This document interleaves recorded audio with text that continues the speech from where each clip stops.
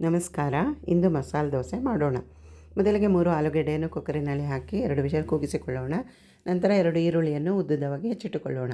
ಬಾಣಲೆ ಬಿಸಿಗಿಟ್ಟು 3 ಚಮಚ ಎಣ್ಣೆಯನ್ನು ಹಾಕಿ ಅರ್ಧ ಚಮಚ ಸಾಸಿವೆ ಹಾಕಿ ಸಿಡಿದ ನಂತರ 1 ಚಮಚ ಉದ್ದಿನ ಬೇಳೆಯನ್ನು ಹಾಕಿ ಅದು ಫ್ರೈ ಆದ ನಂತರ ಹೆಚ್ಚಿಟ್ಟುಕೊಂಡ ಈರುಳ್ಳಿಯನ್ನು ಹಾಕಿ ಫ್ರೈ ಮಾಡಿಕೊಳ್ಳೋಣ.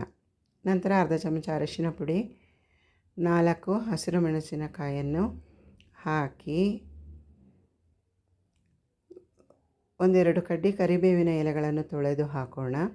ಚೆನ್ನಾಗಿ ಫ್ರೈ ಮಾಡಿಕೊಂಡು ನಂತರ ಮ್ಯಾಶ್ ಮಾಡಿಟ್ಟುಕೊಂಡಿದ್ದ ಆಲೂಗೆಡ್ಡೆ ಮತ್ತು ಅರ್ಧ ಚಮಚ ಶುಂಠಿ ಪೇಸ್ಟು ಎಲ್ಲವನ್ನು ಹಾಕಿ ಚೆನ್ನಾಗಿ ಮಿಕ್ಸ್ ಮಾಡಿಕೊಳ್ಳೋಣ. ಚೆನ್ನಾಗಿ ಮಿಕ್ಸ್ ಮಾಡಿಕೊಂಡು ರುಚಿಗೆ ತಕ್ಕಷ್ಟು ಉಪ್ಪು ಮತ್ತು 1 ಚಮಚ ನಿಂಬೆ ರಸವನ್ನು ಹಾಕಿದರೆ ಪಲ್ಯ ರೆಡಿಯಾಗುತ್ತದೆ. ಡಿಸ್ಕ್ರಿಪ್ಷನಲ್ಲಿ 3-in-1 ಬ್ಯಾಟರ್ ರೆಸಿಪಿ ರೆಫರ್ ಮಾಡ್ಕೊಳ್ಳಿ.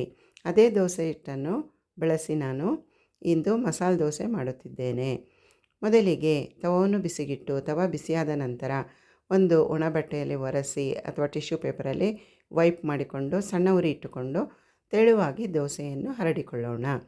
ನಂತರ 2 ಚಮಚ ಎಣ್ಣೆ ಅಥವಾ ತುಪ್ಪವನ್ನು ಹಾಕಿ ಚೆನ್ನಾಗಿ ಒಂದೇ ಬದಿಯಲ್ಲಿ ಗರಿ ಗರಿ ಬೇಯಿಸಿಕೊಂಡ ನಂತರ ಸ್ವಲ್ಪ ಚಟ್ನಿ ಪುಡಿಯನ್ನು ಉದುರಿಸಿ ಅದರ ಮೇಲೆ ರೆಡಿ ಮಾಡಿಟ್ಟುಕೊಂಡ ಪಲ್ಯವನ್ನು ಹಾಕಿ ದೋಸೆಯನ್ನು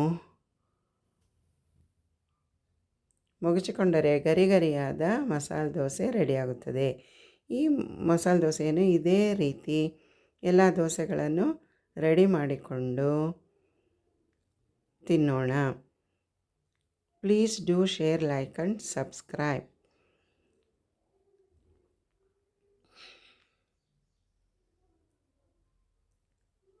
Thanks for watching.